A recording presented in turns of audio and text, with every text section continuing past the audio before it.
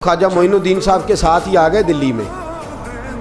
خواجہ معین الدین صاحب کی بھی کیا بات، عطائے رسول ہند الولی، اور ان کے مرید تھے بابا فرید الدین گنج شکر رحمت اللہ علیہ۔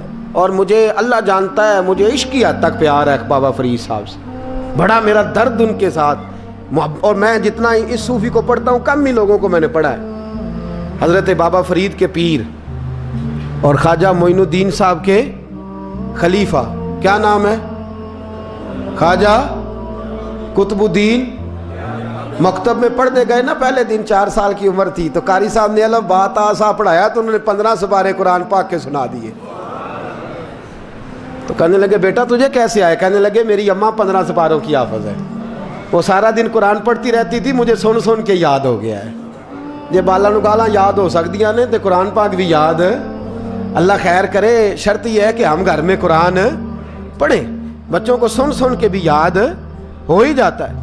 خواجہ قطب الدین اتنا عروج پایا اس شیخ کامل نے کہ وقت کا بادشاہ بھی مرید ہو گیا۔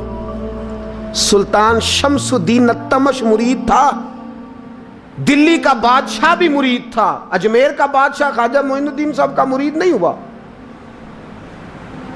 نہ پاک پتن کا بادشاہ بابا فرید کا مرید ہوا، لیکن خواجہ قطب صاحب کو اللہ نے یہ عظمت بھی دی، یہ شان ہے نا۔ اگرچہ صدقہ سارا خواجہ معین الدین کے قدموں کا ہی تھا، لیکن دلی کا بادشاہ مرید ہوا، اور اتنا اعلیٰ مرید ہوا کہ جب خواجہ قطب الدین صاحب کا وصال ہوا تو 3 شرطیں لگائی تھی۔ فرمایا میرا جنازہ وہ پڑھائے، جب سے توبہ کیا پھر اس کا سینے بد حرام کے لیے نہ کھلا ہو، اور جب سے توبہ کیا پھر لقمہ حرام اس کے گلے سے نہ گزرا ہو، اور جب سے توبہ کیا پھر کبھی نماز تہجد بھی قضا۔ بڑے بڑے صوفی میری طرح کے گردن جھکا کے کھڑے ہو گئے۔ 7ویں صف سے دلی کا بادشاہ نکل آیا، کہنے لگا پیرا ساری زندگی میں نے پردہ داری سے عبادت کی تھی، تو جاتی دفعہ مجھے بے نقاب کر گیا ہے۔ اتنا بڑا انہوں نے شخص تیار، اور حال یہ تھا لوگ کہتے ہیں کہ فلانا آدمی امیر آدمی ہے تو حضرت صاحب کا تعلق پیر صاحب کا تعلق زیادہ ہے، تو اس کی عمارت نہ دیکھ، کبھی کبھی اس کی پرہیزگاری بھی دیکھ، اس کی خدمت گزاری بھی دیکھ۔ خواجہ قطب الدین صاحب پہ بھی الزام لگتے رہے۔ ایک الزام یہ بھی لگا کہ قریب چلے گئے۔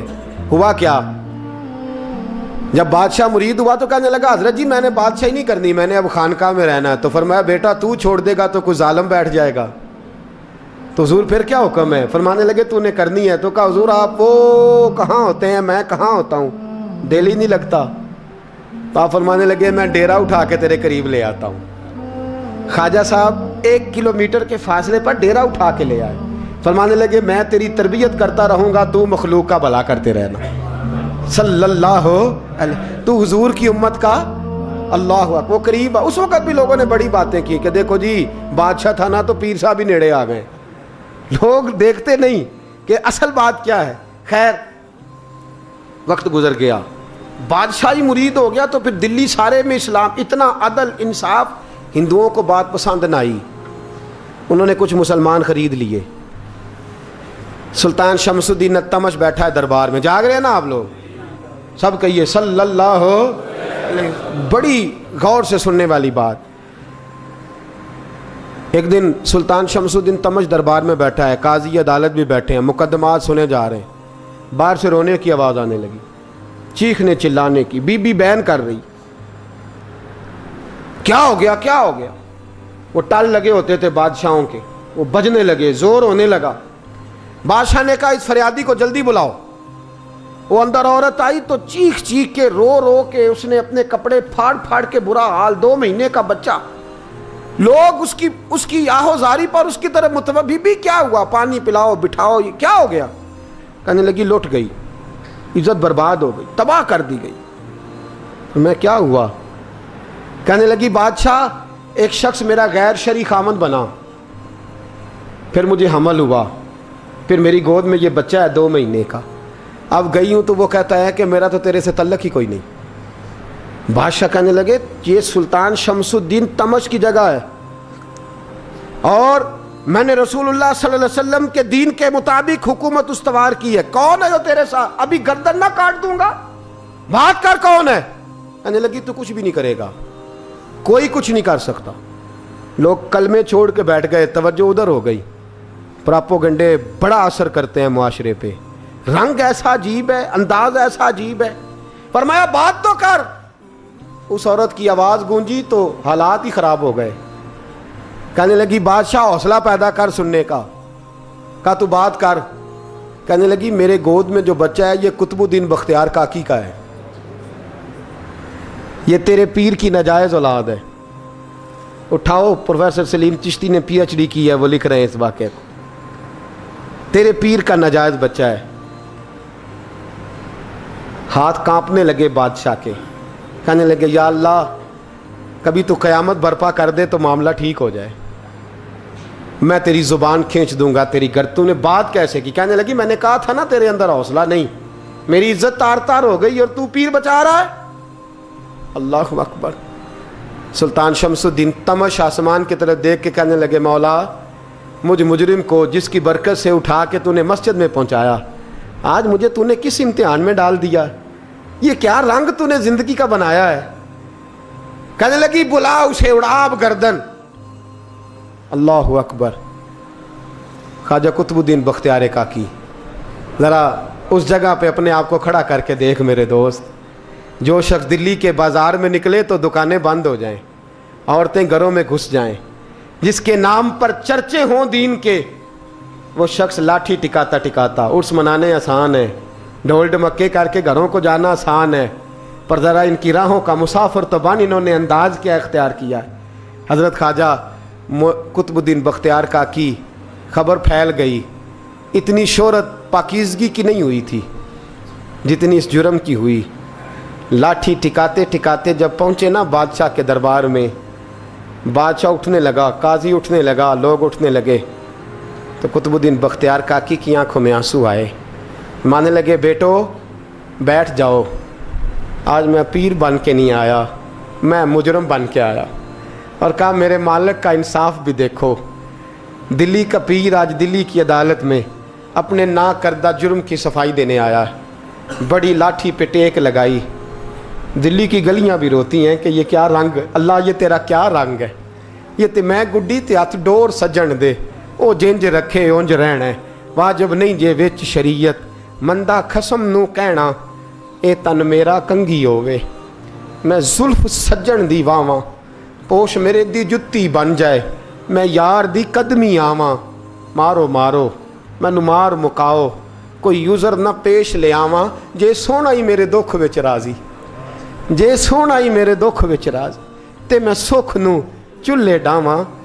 पर यार फरीदा जे कदी बिल पे सोना, यार फरीदा जे कदी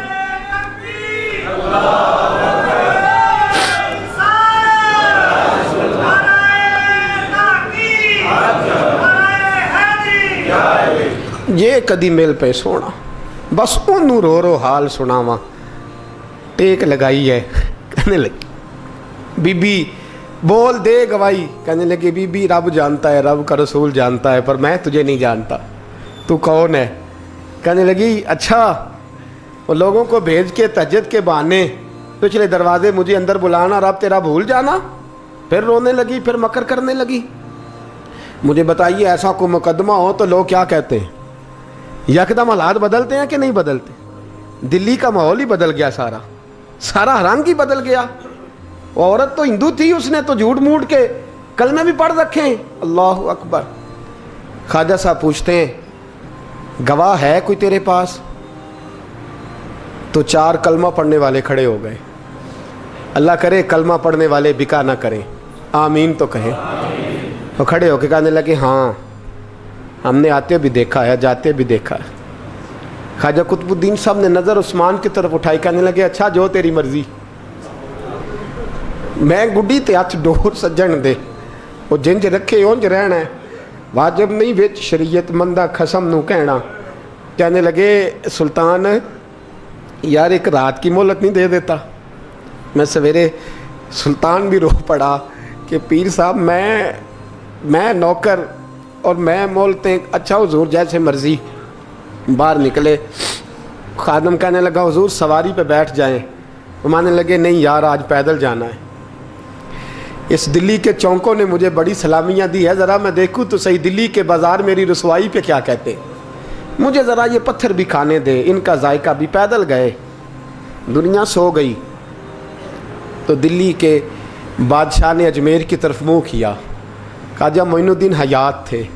بے خبر ہو جو غلاموں سے وہ آقا کیا ہے, بے خبر ہو جو غلاموں سے وہ منہ کیا. کہنے لگے معین الدین میں کوئی لوارث تو نہیں نا, میں کوئی لوارث ہوں کہ یہاں جو میرے ساتھ مرضی ہو جائے.